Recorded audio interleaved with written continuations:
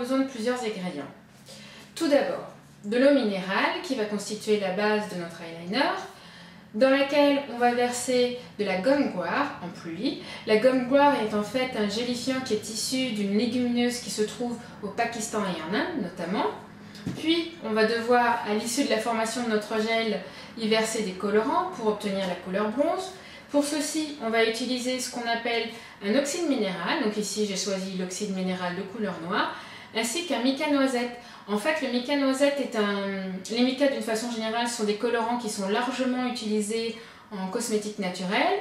En l'occurrence, ils permettent d'apporter un côté brillant aux préparations. Et en fait, ici c'est le mélange de l'oxyde minéral noir et du mica noisette qui va nous permettre d'obtenir la couleur bronze. C'est un peu comme une peinture, il faut un peu jongler avec les couleurs pour obtenir les couleurs désirées. Donc voilà pour la partie des ingrédients. Maintenant, je vous propose de vous parler des accessoires dont nous allons avoir besoin pour réaliser notre eyeliner. Alors, tout d'abord, nous allons avoir besoin de pots en verre. Alors ici, ce sont des pots en verre que j'ai récupérés de crème dessert. Donc comme vous pouvez le voir, très facile à se procurer. Ces pots en verre vont nous servir à faire les mélanges. Puis, nous allons avoir besoin justement pour faire les mélanges d'un mini fouet, de façon à obtenir une préparation bien homogène.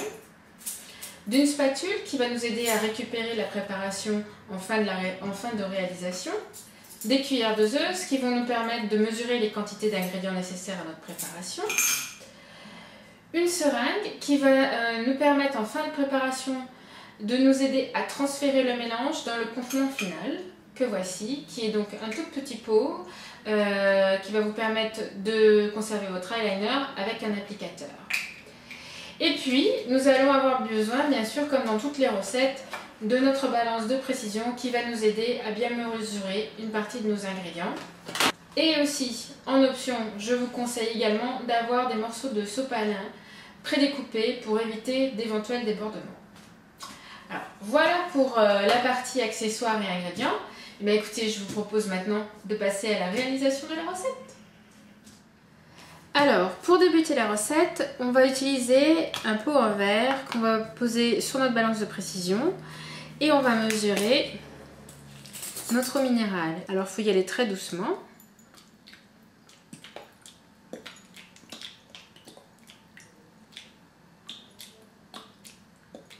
De façon à pas trop en mettre.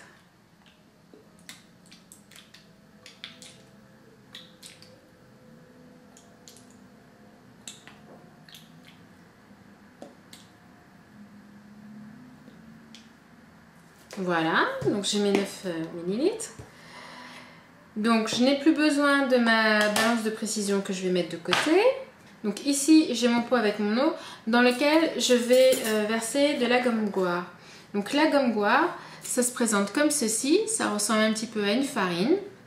Et un peu comme les farines, ça a tendance à coaguler très vite.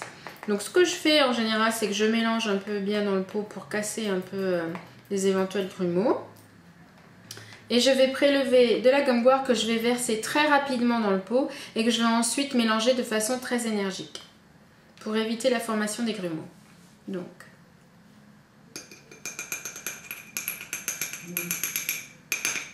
ma première cuillère.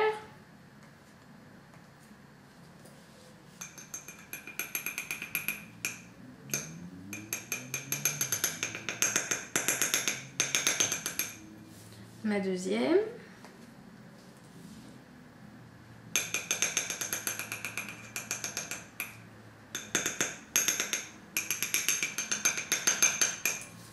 Et ma troisième. Je vais prendre ensuite mon mini fouet, je vais essayer de bien étaler sur le dessus la gomme goire. Et ensuite je vais commencer à mélanger. En commençant par les côtés.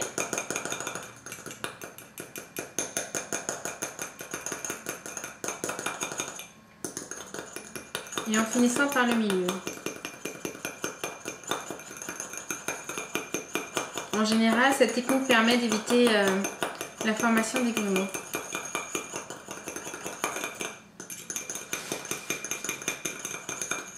Tournez environ 1 à 3 minutes jusqu'à ce que votre mélange devienne parfaitement homogène et lisse.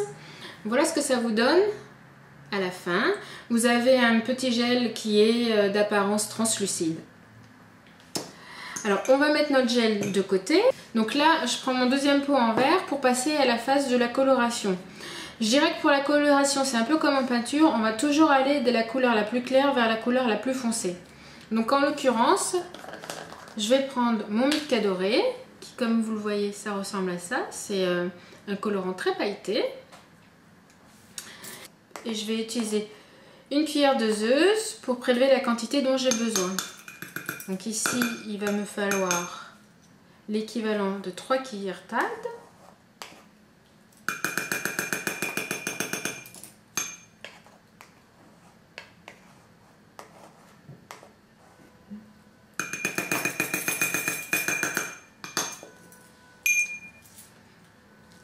Et je vais ajouter l'oxyde minéral noir. Il m'en faut une cuillère.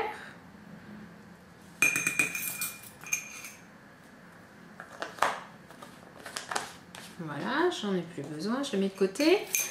Et je mélange le tout.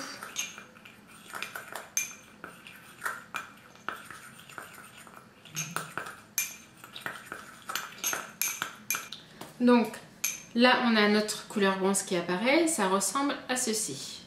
Voilà. Et donc, je vais verser mon mélange de colorant dans mon gel. Donc, je mets les cuillères doseuses de côté. Donc, je vais mélanger très doucement en pluie toute la coloration dans mon gel.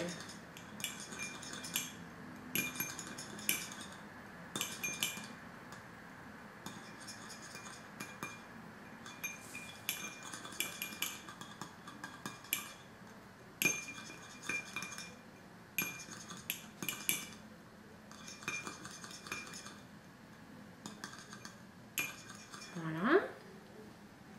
Je mets mon petit pot de côté et je mélange bien le tout.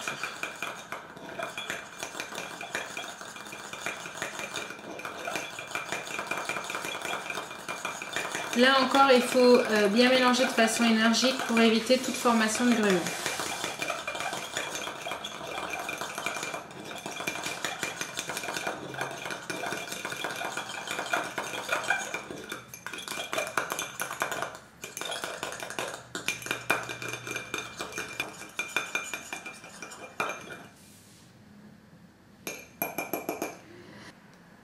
Donc voilà à quoi ça peut ressembler une fois que vous avez bien intégré la couleur dans votre gel.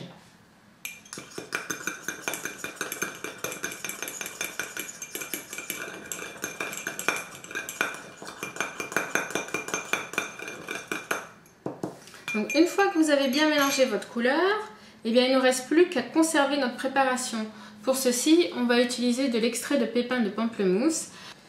Alors, c'est un ingrédient qui est assez visqueux. Donc les gouttes risquent de prendre un petit peu de temps à tomber, c'est tout à fait normal. Donc il va nous en falloir, pour cette quantité d'eyeliner, il va nous en falloir 3 gouttes.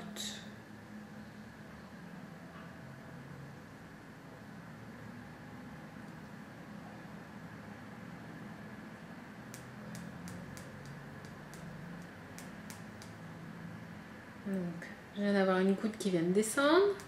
Vous pouvez tapoter en fait le flacon sur son haut avec un doigt de façon à ce que les gouttes éventuellement descendent plus rapidement. Là j'ai une deuxième qui vient de tomber et il m'en faut une dernière.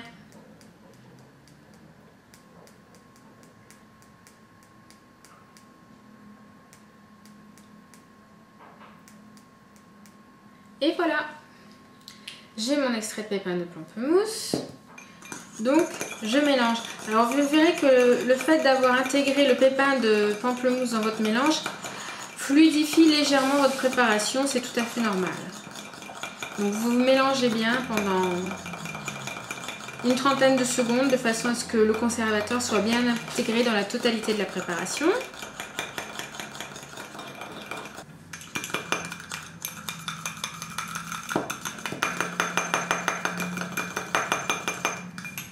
Donc voilà, maintenant j'ai mon eyeliner qui est prêt, donc il ne me reste plus qu'à le transférer dans notre contenant final.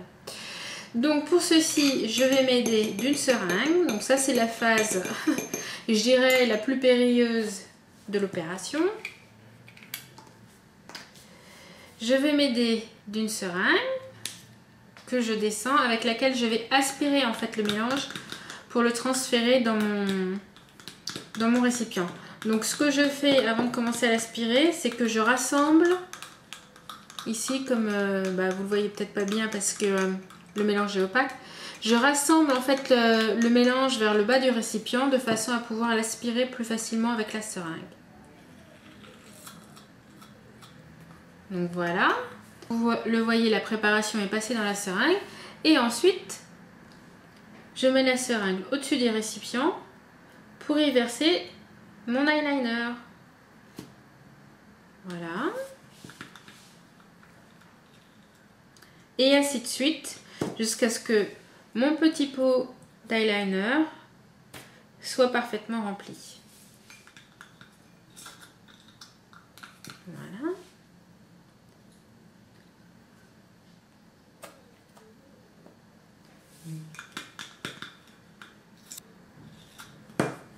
On continue le transfert. Donc c'est justement là que c'est justement à la fin de cette préparation que vous aurez peut-être besoin de vos sopalins, car il risque d'y avoir des débordements sur les côtés.